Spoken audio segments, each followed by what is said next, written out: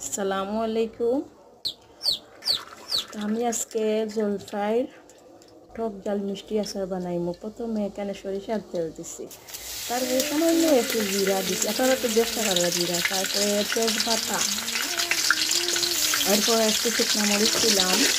এখানে একটু করে হাতে লাড়াচাড়া করবো। তারপরে এখানে রসুন দিলাম, দারচিনি, এলাচ এগুলো সামান্য দিলাম। এই দেখেন আমার জলপাইগুলা কত সুন্দর।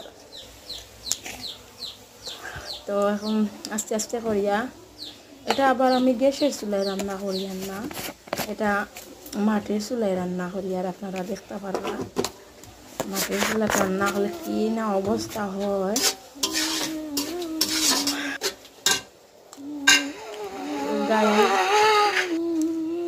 তো গাইজ এখন আমি চিন্তা করবো, আপনারা দেখতে পারা মানে আচার বানাই আর এক হাত দিয়ে মোবাইল ধরি আর এক হাত দিয়ে আমি রান্ধি। আর এখন একটু লবণ দিয়ে ভালো করিয়া লাড়া দিলাম। লাড়তে লাড়তে যখন দেখবো যে রসুনগুলা লাল হয়ে গেছে, তখন কি দিছি এখানে শুকনা ডুলা, এটারে ব্লেন্ড করিয়া দিছি।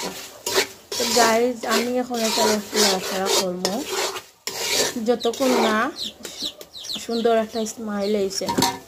তো আইসে এখন আমি আস্তে আস্তে আমার জলপাইগুলো সব এই পাতিলের মধ্যে ঢেলে দিলাম। এখন আস্তে আস্তে লাড়ালাড়ি করবো। যদি আস্তে আস্তে লাড়ালাড়ি করি না, তাইলে কুচার হইয়া বেশিগুলো বাইরে গেল। সুগার তো এখন একটু সুগার দিলাম।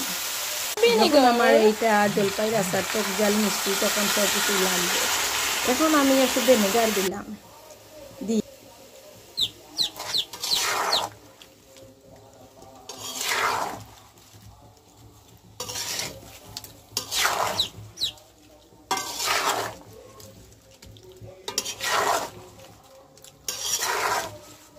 তো গাইজ এখন দেখরা তো আপনারা সবেও আমার জলপাইয়ের টক জাল মিষ্টি আচারগুলা সম্পূর্ণ হয়ে গেছে। এখন আমি পরিবেশন করব। একটা আমার হাতে নিয়ে আমি